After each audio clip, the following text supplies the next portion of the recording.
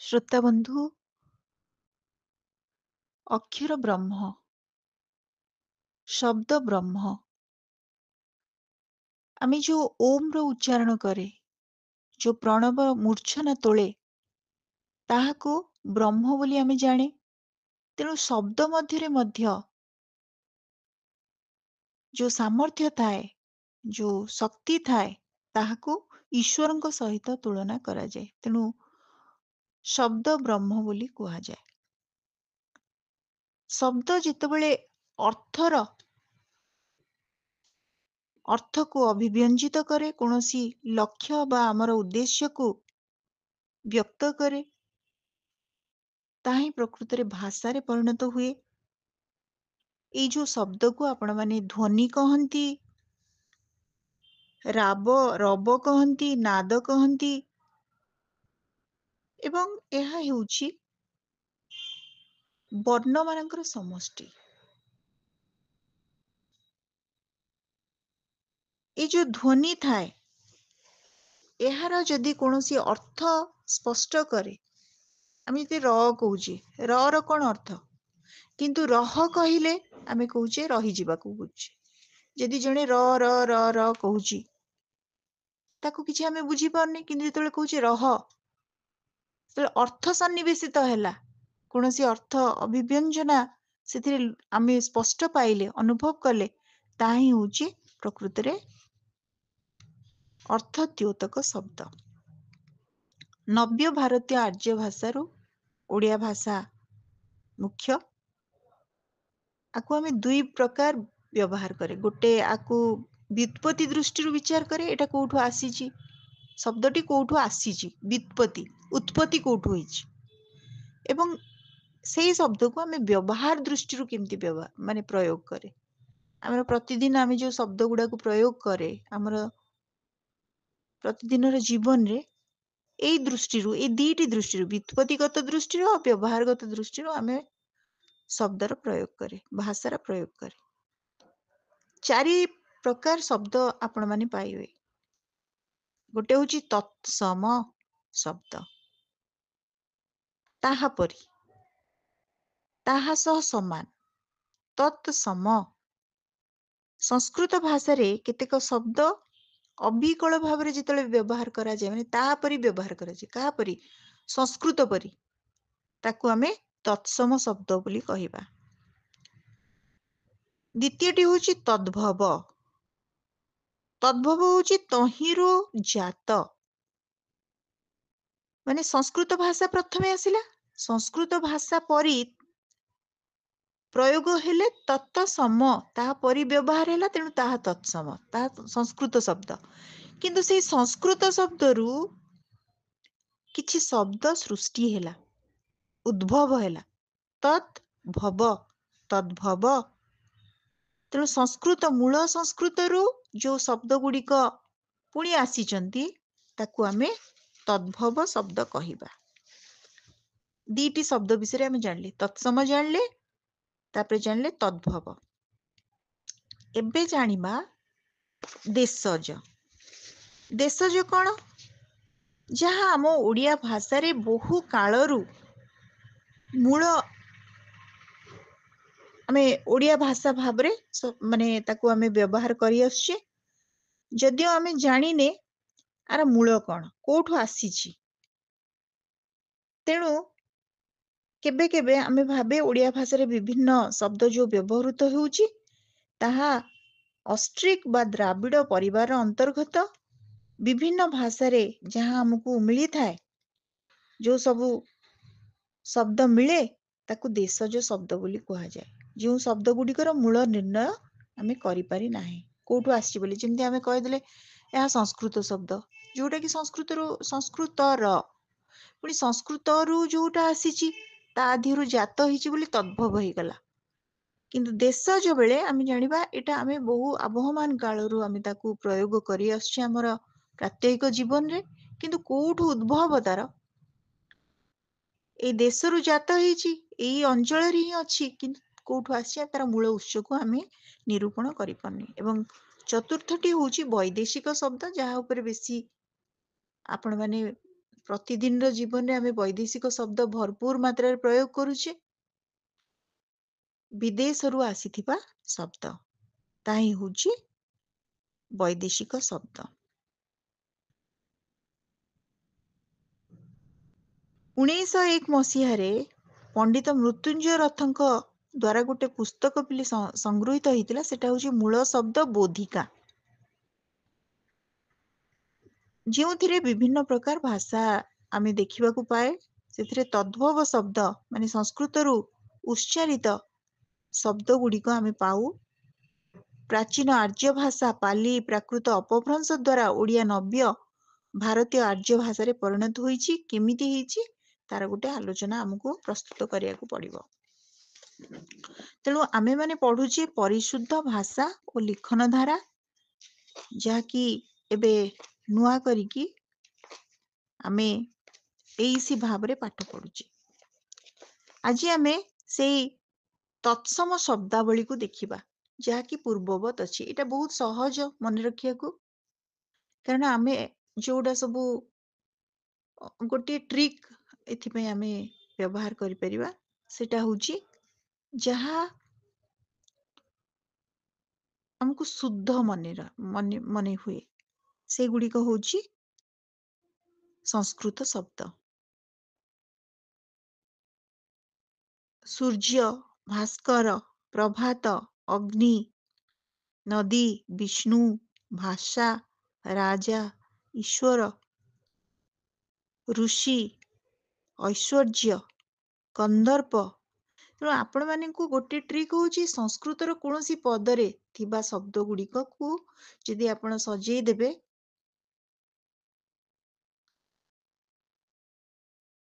सविता सविता शब्द आपण तत्सवितुर वरेण्यम आमे वरेण्य कवि वरेण्य साहित्यिक बोली कहूची।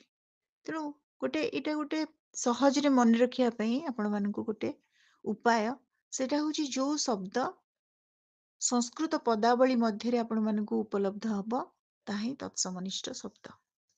मनुष्य लावण्य वृक्ष वृद्ध संतान सन्यासी सभ्य ए सबु हेला तत्सम शब्द। तत्सम अर्थ होची ताहा परी बा ताहा सह समान।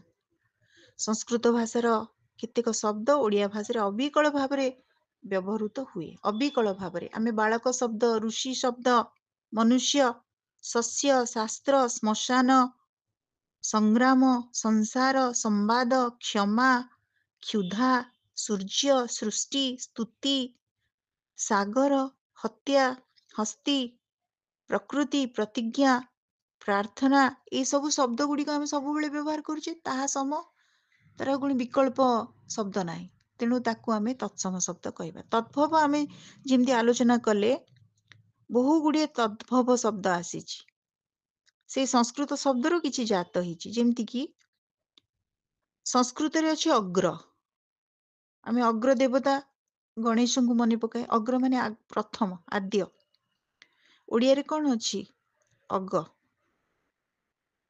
सेमती कर्ण कर्ण हूँ संस्कृत शब्द ता देहरु कोटा कौन शब्द आमे पाइजे जहाँकि आमर उद्भव होईची सेटा हूँ कान।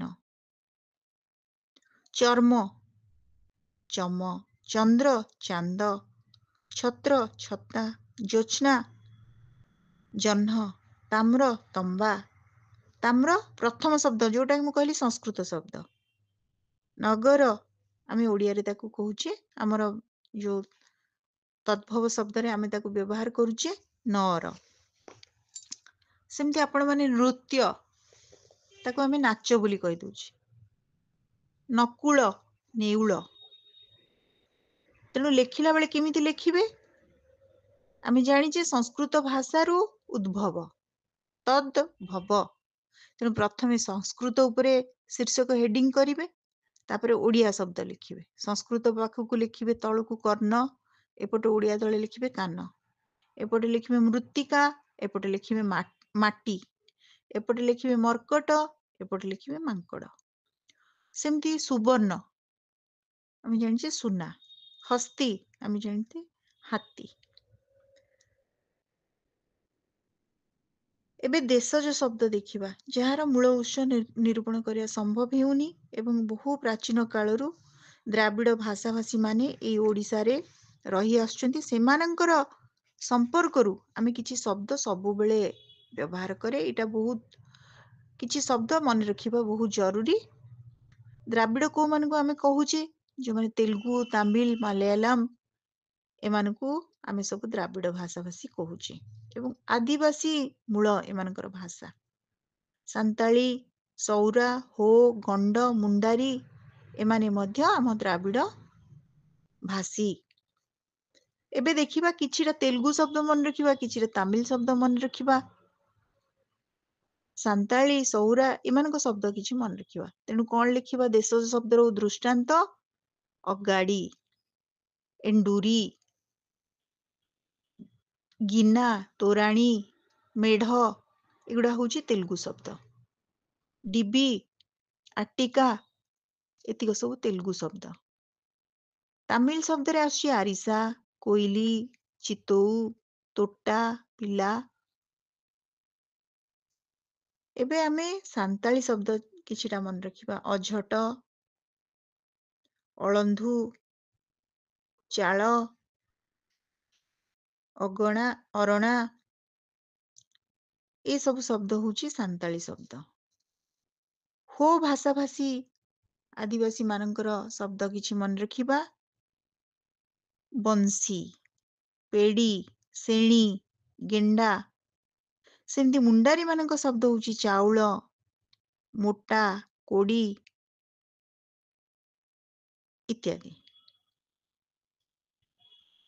ତେଣୁ ଏଇ ଶବ୍ଦ ଗୁଡିକୁ ମନେ ରଖିଲେ ଆପଣ ତାର ଦୃଷ୍ଟାନ୍ତ ଦେଇପାରିବେ ଏବଂ କାହାକୁ କୁହାଯାଏ ତତ୍ସମ ତଦ୍ଭବ ଦେଶଜ ତାର ପରିଭାଷା ନିର୍ଣ୍ଣୟ କରିବା ଜରୁରୀ। ବର୍ତ୍ତମାନ ବୈଦେଶିକ ଶବ୍ଦ। ବୈଦେଶିକ ଶବ୍ଦରେ ଯୋଉମାନେ ବିଦେଶରୁ ଯୋଉମାନେ ଆମର ଓଡିଶାକୁ ଆସିଥିଲେ ବିଦେଶୀ ମାନେ, ସେମାନେ ଯୋଉ ଶବ୍ଦ ସବୁ ଛାଡି ଯାଇଛନ୍ତି ତାହା ହିଁ ଆମର ସମ୍ପତ୍ତି ତୁଲ୍ୟ ମଧ୍ୟ। ତାଙ୍କର ଶାସନ କାଳରେ ଯୋଉ ରାଜା ମାନେ ଶାସନ କରିଥିଲେ, ସେମାନେ ଯୋଉ ପର୍ତ୍ତୁଗୀଜ ମାନେ ଆସିଥିଲେ, ପାର୍ସୀ ଭାଷାଭାଷୀ ରାଜା ମାନେ ଆସିଥିଲେ, ସେମାନଙ୍କର ସଂସ୍ପର୍ଶରେ ଆସି ଆମର ଭାଷାର ମିଶ୍ରଣ ଘଟିଛି। ତେଣୁ ବୈଦେଶିକ ଶବ୍ଦରେ କୋଉ କୋଉ ଭାଷା ଆସିବ?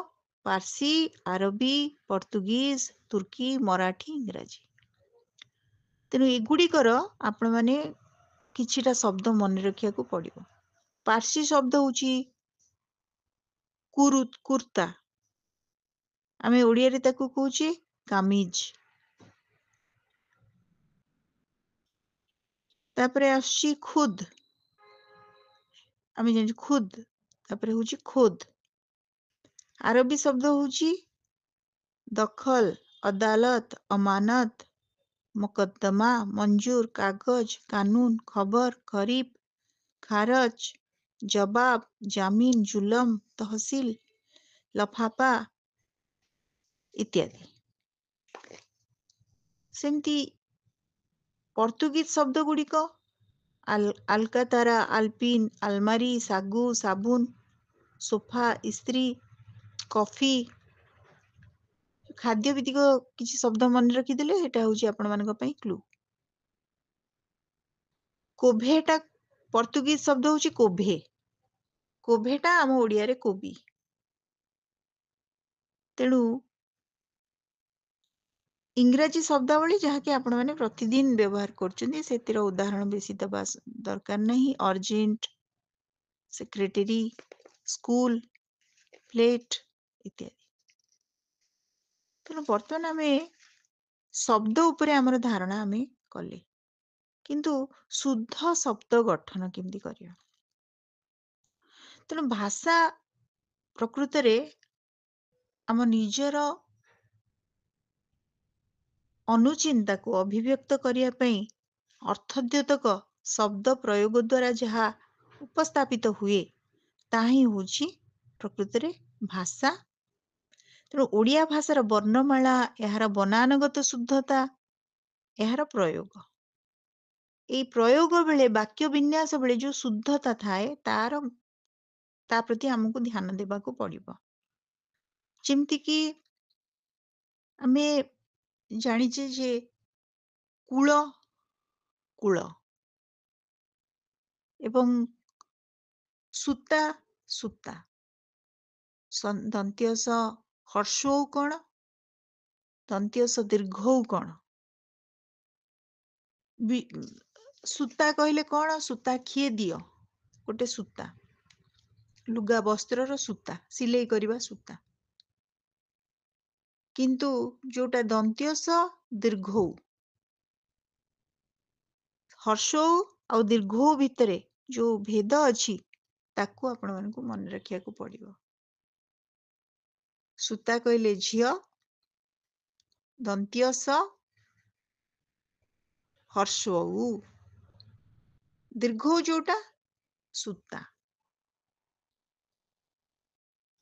ତେଣୁ ଆମେ ଯେତେବେଳେ ଲେଖିଦିଏ ତାର ପ୍ରକୃତ ଯେମିତି ଧର କୁହାଯାଉଛି ଯେ ଆପଣ ଲେଖନ୍ତୁ ମୁଁ ବ୍ରାହ୍ମଣ କୂଳରେ ଜାତ। ଆପଣ ଯଦି ସେଠି କ ଦୀର୍ଘଉ ଲେଖିଦେଲେ ସେଟା ହେଲା ନଈ କୂଳ। ସେଇଠି ମନେ ରଖିବାକୁ ପଡିବ କ ହର୍ଷଉ, ସେଟା ହଉଛି କୂଳ। ତେଣୁ ଦୀର୍ଘଉ ଆଉ ହର୍ଷଉ ଏବଂ ଅଶୀ ଆଉ ଅଶୀ, ଅଶୀ ହଉଛି ଅସ୍ତ୍ର, ଅଶୀ ହଉଛି 80 ଟଙ୍କା। କୋଉଟା 80 ଟଙ୍କା, ଟଙ୍କା ଅର୍ଥରେ କୋଉ 80ଟା ବ୍ୟବହାର କରାହେଇଛି, ଆଉ 80ଟା କୋଉ ଅର୍ଥରେ ଶସ୍ତ୍ର ଅର୍ଥରେ ବ୍ୟବହାର କରାଯାଇଛି, ସେଇ କଥାଟିକୁ ଜାଣିବା ହିଁ ଶୁଦ୍ଧ ପଠନ, ଶୁଦ୍ଧ ଶବ୍ଦ ପଠନ। ଧରାଯାଉ ଆପଣ ମାନଙ୍କୁ କୁହାଯାଇଛି ଆମେ ଯୋଉଟା କହନ୍ତି ସବୁବେଳେ ପିଲାମାନେ ଆମର କହନ୍ତି ମାତୃଭୂମି ମାତୃଭାଷାରେ ମମତା ଯାହା ହୃଦେ ଜନମି ନାହିଁ, ତାକୁ ଯଦି ଜ୍ଞାନୀ ଗଣରେ ଗଣିବା ଅଜ୍ଞାନ ରହିବେ କାହିଁ। କିନ୍ତୁ ପିଲାମାନେ କହନ୍ତି ଅଜ୍ଞାନୀ ରହିବେ କାହିଁ। ଅଜ୍ଞାନୀ ଶବ୍ଦ ଭୁଲ, ନିରୋଗୀ ଶବ୍ଦ ଭୁଲ। ତେଣୁ ଏଇଠି ଜଣା ପଡେ ସମସ୍ୟା ନ କହିକି କେତେ ଜଣ କହନ୍ତି ସମସ୍ୟା। ତେଣୁ ରବୀନ୍ଦ୍ର ଶବ୍ଦ କେମିତି ଲେଖିବେ ଏଟା ଅଭ୍ୟାସ କରିବା ଉପରେ ନିର୍ଭର କରେ। ନିର୍ଦୋଷୀ ନିର୍ଧନୀ ଏସବୁ ଭୁଲ। ନିର୍ଧନ ନିରୋଗୀ ନୁହଁ ନିରୋଗ, ନିର୍ଦୋଷୀ ନୁହଁ ନିର୍ଦୋଷ।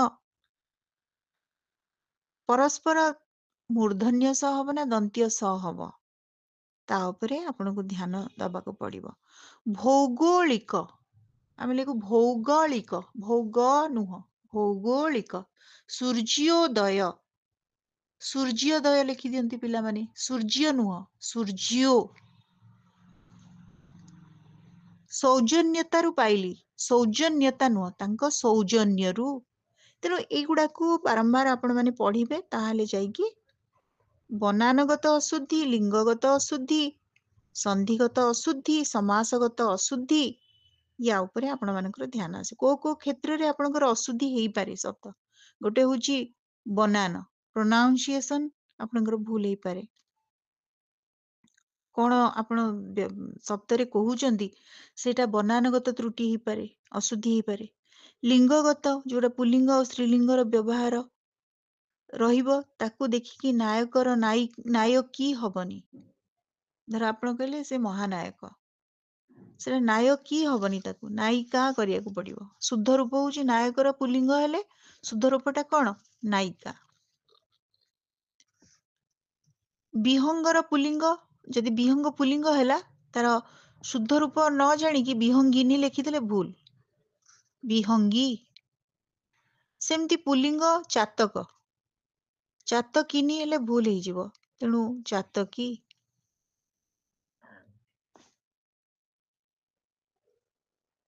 ଆଉ ଗୋଟେ ଉଦାହରଣ ହଉଛି ସନ୍ଧିଗତ ଅଶୁଦ୍ଧି। ଏଇଟା ଟିକେ ଧ୍ୟାନ ଦେବାକୁ ପଡିବ। ଉଜ୍ଜ୍ୱଳ, ଶୁଦ୍ଧ ରୂପ ହଉଛି ଉଜ୍ଜ୍ୱଳ। ଏବେ ମଧ୍ୟ ଜ ତଳେ ବ ଫଳା ଲେଖିକି ସେମିତି ଛାଡି ଦଉଛନ୍ତି ଉଜ୍ଜ୍ୱଳ, ସେଟା ହଉଛି ଅଶୁଦ୍ଧ ରୂପ। ଉଜ୍ଜ୍ୱଳ ହଉଛି ବର୍ଗୀୟ ଜ, ତା ତଳେ ବ ଫଳା, ସରି ବର୍ଗୀୟ ଜ, ଜ ତଳେ ପୁଣି ଜ ଅଧା, तापरे ब फला उज्ज्वल द्वितीय उज्ज्वल करके लिखिବାକୁ पड़िବ। आविष्कार रे दंत्य स क अस्क करंती सेमती भूल आविष्कार। रुक बेद क रे हलन दे दिंती रुक टा भूल रुग ग रे हलंत। विपज्जनक आम जने विपद थिबा जगह विपदजनक सेठी विपद द आउ ज मिसी जीव तेणु विपज्जनक ज तले ज पड़ा विपज्जनक। उद्धत खाली ध लिखिले हब नाही द्वितीय ध लिखिबाकू पड़िबो। तेणु एटा हमर की प्रकार अशुद्धि हेई थाई पारे ता उपरे ध्यान देबा। केते प्रकार अशुद्धि हेई पारे गोटे होची बनानगत अशुद्धि आ गोटे होची लिंगगत अशुद्धि आ गोटे होची संधिगत अशुद्धि आ गोटे होची समासगत अशुद्धि। समासगत अशुद्धिटा कोन से भावविष्ट हेईगला से भावुक हेईगला भावविष्ट हेईगला भावाविष्ट से निर्धनी सेटा भूल निर्धन। तेणु अशुद्धि शब्द लेखि गोटे शीर्षक देबे एपटे शुद्ध रूप लिखिबे। अशुद्धि होची निरोगी शुद्ध रूप होची निरोग। महिमामय महिममय गरिमामय गरि महिमामय महिममय गारिमा नुह गरिमा। आ गोटे होची वचनगत अशुद्धि। वचनगत अशुद्धि कोन गोटिए पिलाटीए आमे लिखि दउची गोटिए पिलाटीए जदि पिलाटीए लिखिले गोटिए लिखिबा दरकार नहीं। अनेक गुड़िए कथा गुड़िए हेगला बेलକୁ सेटा बहु वचन हेगलानी ताकू अनेक कथा कहि परिबा बा गुड़िए कथा कहि परिबा। तो प्रत्ययगत अशुद्धि रहउची कृदंतगत अशुद्धि तद्धितगत अशुद्धि। दासरथी शब्दटी गोटे अशुद्ध शब्द सेटा जदि थ दीर्घई कले हब नाही हर्षवई। अनुवादित शब्द भूल अनुदित। सेमती अस्तमान कृदंत शब्द अस्तमान सेटा भूल हब अस्तायमान शुद्ध शब्द। सेमती विभक्तिगत अशुद्धि रही से सक्षम क्षम शब्द हब शुद्ध रूप होची क्षम। तेणु विशेष्य विशेषणगत अशुद्धि समार्थबोधक शब्दाशुद्धि एई सबु अशुद्धि उपरे वाक्य गठन जनित अशुद्धि ए सबु को ध्यान दबाकू पड़िबो। एवं सबु बेले शुद्ध वाक्य गठन पई तीनिटी कथा उपरे गुरुत्व दबा आकांक्षा एवं अन्यटी होची योग्यता आ गोटे होची आसक्ति। आसक्ति होची द्वितीयत आसक्ति। आकांक्षा कोन वाक्यर गोटिए पद अन्य पदर अर्थ को स्पष्ट करिया पई जो अपेक्षा रखे सेटा होची आकांक्षा। संध्या हेबारु हाइपेंटे दिया हिची संध्या हेबारु परे किछि कथा नाही ताकू केमती आमे बुझेबा। संध्या हेबारु पक्षी माने उड़िले पक्षी माने फेरिले। तेणु तापर पक्षी माने फेरिबा शब्दटी माने पदटी जदि नाही ताले मेघ आसीबारु कला परे आमे अनेकी रहुचे आकांक्षा हम भितरे सृष्टि होची जे आ परे कोन अछि। तेणु गोटे वाक्य रे शुद्ध वाक्य रे निश्चित भाबरे आकांक्षा थिबो योग्यता थिबो। जेमती योग्यता कोन जो कथार उचित अनुचित भाव। पिलाटी डंगा उडौची ठीक कथा गाईटी डंगा उडौची। पिलाटी डंगा भसौची पिलाटी गुड़ी उडौची पिलाटी डंगा भसौची एटा ठीक किंतु गाई गुड़ी उडौची एटा ठीक नुह। तेणु ए वाक्य रे योग्यता क्षय हैला वाक्यटी ठीक नुह योग्य वाक्य नुह। तेणु वाक्य रे पद गुड़िकर परस्पर संबंध रक्षारु उपयुक्त अर्थ जदि प्रकाश पाइबो ताहले ताकू कुहाजिबो योग्यता। सेमती आसक्ति आसक्ति होची वाक्य रे शब्द संयोजनार क्रम सज्जा केमती को परे काहा परे किए रहिबो ଚାଲି ଆସିଲି ମୁଁ ପାଠ ପଢିବାକୁ। ଯଦି ଏମିତି ହେଲା ଏଇଟା ହୁଏତ ଠିକ ହେଇପାରେ, କିନ୍ତୁ ମୁଁ ପାଠ ପଢିବାକୁ ଚାଲି ଆସିଲି, ଏମିତି ଯୋଉ ସଜ୍ଜାଟା, ଯୋଉ ସଜ୍ଜୀକରଣଟା ସେଇଟା ଯଦି ଠିକ ଅଛି, ତାହେଲେ ଗୋଟେ ବାକ୍ୟର ଆସକ୍ତି ଠିକ। ତେଣୁ ଆଜି ଆମେମାନେ ପଢୁଥିଲେ ଶୁଦ୍ଧ ଲିଖନ ଧାରା ସମ୍ପର୍କରେ, ଶୁଦ୍ଧ ଶବ୍ଦକୁ କେମିତି ଆମେ ବ୍ୟବହାରରେ ପ୍ରତିନିୟତ ସତର୍କତା ଅବଲମ୍ବନ କରିବା, ସତର୍କ ରହିବା, ଏବଂ କେଉଁ ଶବ୍ଦ ଗୁଡ଼ିକ ପ୍ରକୃତରେ ଶୁଦ୍ଧ, କେଉଁ ଶବ୍ଦ ଗୁଡ଼ିକ ଅଶୁଦ୍ଧ, ଯାହାକି ଆମେ ଜାଣି ନ ପାରି ବ୍ୟବହାର କରିଥାଏ, ତା ପ୍ରତି ସତର୍କ ରହିପାରିବା ହିଁ ଆମର ଏଇ ପାଠର ଉଦ୍ଦେଶ୍ୟ। ଅଡିଓଟି କେମିତି ଲାଗିଲା ଆପଣମାନଙ୍କର ମତାମତ ଅପେକ୍ଷାରେ ରହୁଛି। ଧନ୍ୟବାଦ।